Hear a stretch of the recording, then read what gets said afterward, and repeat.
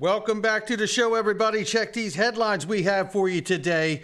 We got news on the Mt. Gox Bitcoin release. You're going to want it. We got former CFTC commissioner. You're going to want that too, on Gary Gensler. And by the way, we got a petition to get rid of him you're going to want to see today.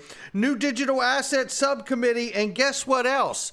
Stuart Alderati, Ripple Legal General Counsel, is talking about the outcomes for this case, which could come at any time. Somebody roll that beautiful intro.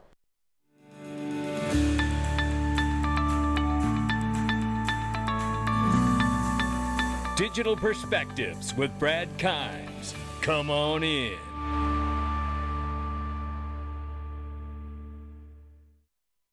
Welcome back to the show, everybody. You can follow us on TikTok, YouTube, and Twitter for exclusive content. Right now, it is $1.08 trillion market cap. It's off by 3.2%. Good afternoon. Bitcoin, 22,300 plus. Ethereum, 1567 and change. Tether market cap, 71.1 billion plus, they say. 36 cents per XRP, ladies and gentlemen. Let's get started right here. Exciting, exciting, exciting. A new Glint app is coming and a webinar on March 15th, 5 p.m. UK time, which is 1 p.m. Eastern time. I'm going to make a note, tune in onto that. I'm excited about my sponsor. Yeah, get it done. Join Glint for the real live reveal. I want to see it. I'm excited to see what's going on there. Listen, if you haven't tried out Glint, it is incredible. It is a way for you to buy, accumulate gold, and be able to sell it using a MasterCard debit card without anybody know that you're using your gold. It is remarkable. It is a new alternative to the banking system. Don't believe it? Check it out for yourself. Link underneath the video. Here's a reminder here that the Mt. Gox Bitcoin that has been locked up for a very, very long time is about to be released March 10th, they say. Now, this date was backed up from January 10th a few months ago, so we're wondering what's going to happen. There's a lot of speculation that the dumping of the Mt. Gox Bitcoin that people have waited years for will cause a downside or downward turn to the market. And if that happens, I have to worry if SEC and Gary Gensler use that to their advantage to bring more pain to this crypto system and space. And speaking of more pain right here, this is live. This is from VGX Heroes here, and shout out to them for covering this. This was from the Voyager court hearing, as you can imagine. That was not good either. As of 2/27/23, estimated 73% recovery. If Alameda claim goes through, estimated 48% recovery. So now we're looking at the Judge Wiles in the case slammed the SEC representative about their objection and says, paraphrase here, "You're asking the debtor to prove that the cryptos being transacted are not securities, but you've given no regulatory guide as to what that is." If you want to know what the problem is in this space in a nutshell with the SEC, Judge Wiles nailed it right there. And the problem continues. We keep looking here. I reported this earlier, but Silvergate Bank is in big trouble here, and it could get even worse. It is a bloodbath, says Andrew here, and he's right on the money. And I tell you, again, watch out for Silvergate. If it continues to go down, believe you me, Gary Gensler will use this, and so will Elizabeth Warren, as the reason why you shouldn't have the regular financial system in the crypto because it's so dangerous. But yet they stood back and allowed it to happen, so it could be the example they need. Congressional Republicans aren't happy with an SEC effort to rein in crypto platforms. That's okay. I'm not happy with the Republicans' effort to stop Gary Gensler and what they're doing. So apparently we all got a little bit of what we don't want today, right? And this is really referencing, just to be clear here, the SAB 121 filing, which is for the exchanges and crypto platforms. And in effect, the SAB 121, if I understand this correctly, is basically saying that the crypto platforms should claim customers' assets as a part of their risk analysis. Well, wait a minute. Crypto's property, and if it's my property, it shouldn't be on your balance sheet. Let's get that straight. Brian Quintez, former CFTC executive, or commissioner, I should say, he says what we have in the U.S. is a completely out of control federal regulator at the SEC that is violating its statutory mandate of investor protection. Where's Congress, like I just asked? That is running roughshod over Congress and Congress's intent to seriously adjudicate this issue but not pass any legislation. This is what John Deaton and some of us have been saying this for 2 years. Is exactly right. You can't help but feel like this is one of those moments you look at him and go, hey, it's the fourth quarter. We're down 2 touchdowns. Ball's going this way. And by the way, turn your helmet around. It's backwards. 953 days and $2 million. Shout out to journalist, Fox Business journalist, Eleanor Tarrett right here has taken a significant step to demystify this process. You know what Gary Gensler always says, his line, come in and see us. Just fill out the forms. Just come in and register, right? Well, she breaks it down here quite clearly, and it's 953 days when she sat down and talks to INX Group. And they said it took 953 days, which is about 2.5 years, and cost $2 million in legal fees. There's the petition right there. You can find it. Shout out to XRP, Mr. B XRP on that one, and the Grim Reaper for sharing it. I signed up. I threw a little money at him. Let's get him out of there. I don't mind regulation for digital assets. In fact, I think we need it. It's his approach. That, to be clear. Well, Senator Gillibrand and Senator Lummis plan revamped crypto bill for April. Well, they better get something together because they were singing old Gary Gensler's praises there last year. So let's see what they do this year. The revised version is going to be more detailed, I should say, when it comes to defining tokens. Gillibrand has said here, speaking alongside Lummis at the Milken Institute Future Digital Assets Symposium.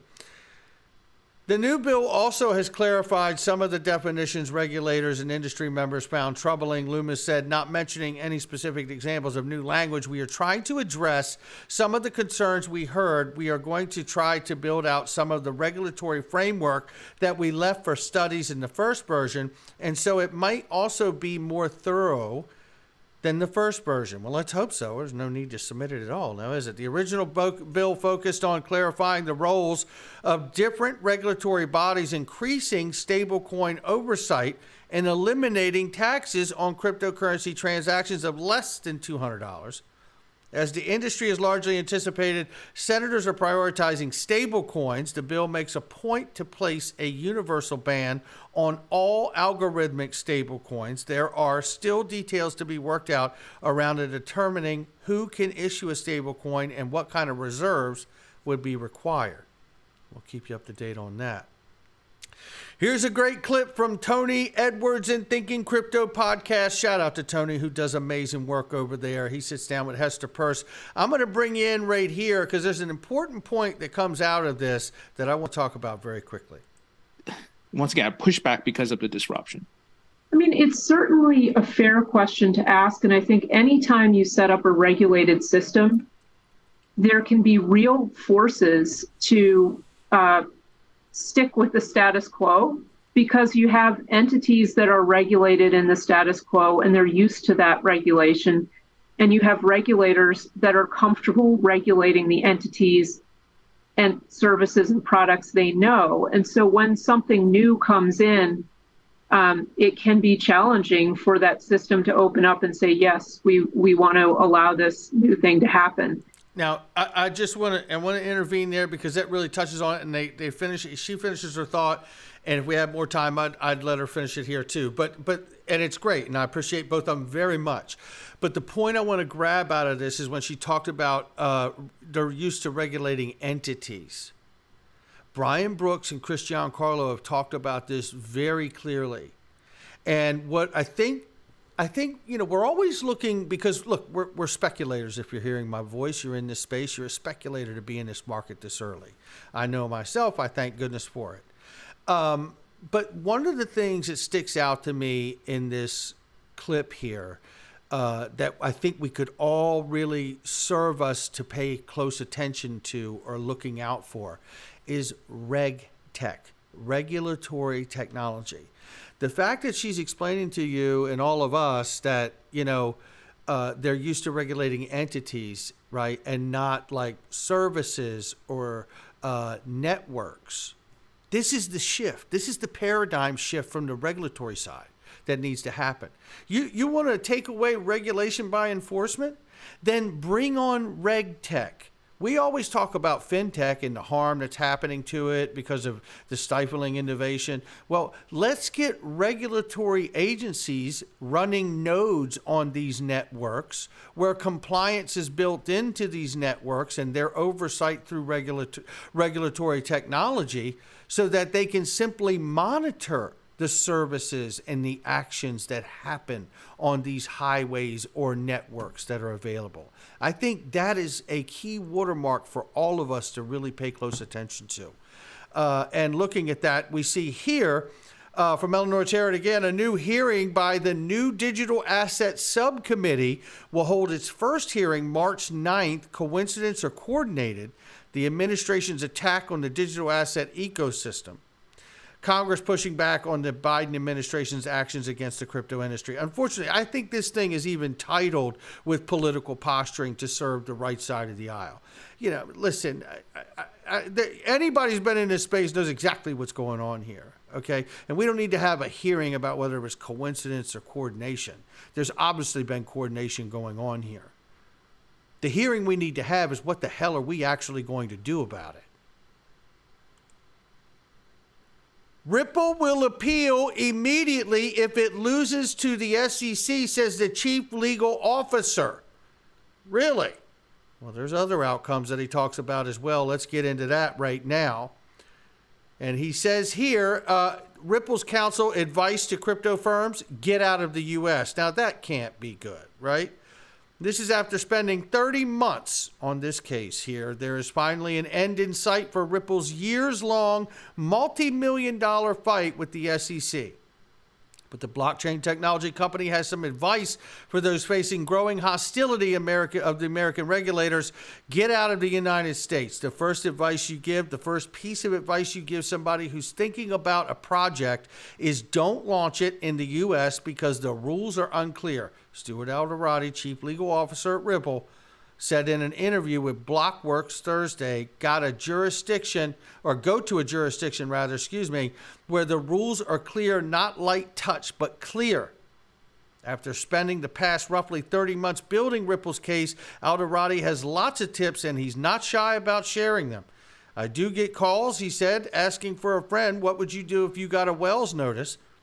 If a company has served a subpoena or a Wells notice or an enforcement action, and there have been no shortage lately, they need to operate under the assumption that the SEC's case is already decided, says Stuart Alderati. Don't trust these guys, he said. It's not a level playing field. It's exactly the point he was getting at in Alderati's viral tweet Monday about SEC Chair Gary Gensler declaring everything but Bitcoin a security in a New York Magazine interview. He said here, Gensler has made his mind up before the enforcement action is even filed. And that's a problem, Alderati argued. They should not be prejudging the outcome of unresolved issues, Alderati said. They certainly should not be doing so in a very, very public way because it corrupts the process. It corrupts the perception of the process. He's absolutely right. I had the pleasure of speaking on Digital Chamber of Commerce's Twitter space last night, and I was bringing up this point and the question to how can Gary Gensler make comments like this when he hasn't done the work on Bitcoin itself to find out, how do you know it's not created by North Korea or Russia or somebody? He's out here saying that it's unregistered, but they're also quick to tell you, we don't know who created it, which is not actually accurate either because we know that Department of Homeland Services Security knows who did it. Why don't you contact them? Do your damn job. But for Alderati, it's not the point. He goes on to ask, because the case is where it is at this point. We're waiting for a judge's ruling. He says, as for Ripple and XRP, there are now, broadly speaking, 3 ways it could go, Alderati said. 1, the judge could side with Ripple 2, the judge decides with the SEC. Or 3, the judge says there are disputed facts and the case needs to go to trial. It's not an issue of fraud or market manipulation. It's a question of law, Elderati said. If the judge sides with the SEC, Ripple can and will immediately appeal. The case would go before the United States Court of Appeals for the Second Circuit, and then the next step would be the Supreme Court. There are a lot of ifs between now and a Supreme Court case, but Elderati likes his odds. I would be supremely confident that this is a winner in the Supreme Court, not so much because of the crypto issues, but because of the guarding against building an administrative state. He has said in a nod to the court's current conservative majority, a win in the summary judgment would mean Ripple has room to expand domestically. We would have this incredible business opportunity in the United States that is evergreen for us, he said.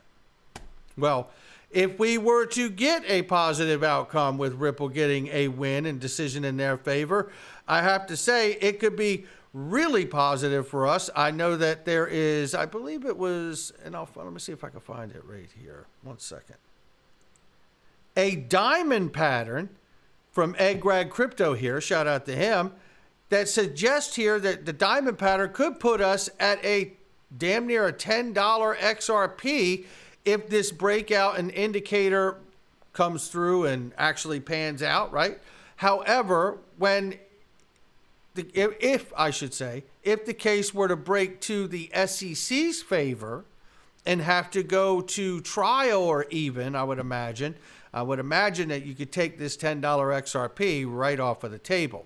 But I do want to get to this remark here. Citing what was said here by Stuart Elderati about the case possibly going to the Supreme Court, and he believes that it would be a winner if it went that far. You know, I have to say, Johnny Deaton says it right here. He says it very good. John Deaton, shout out to you. This is the number one reason I filed the case versus the SEC and fought so hard to be involved in the case on behalf of token holders who purchased XRP in the secondary market. A possible result is that Ripple loses, but secondary sales are clarified, even if it's just dicta. So even if it's just the judge remarking the way they see secondary sales and not a full-on ruling on secondary sales. And that is so very important why John Deaton is there representing 75,000 plus of us. He is our voice. That's going to do it for me. Not financial advice from me or anyone else. It's just my digital perspectives. I'll catch all of you on the next one.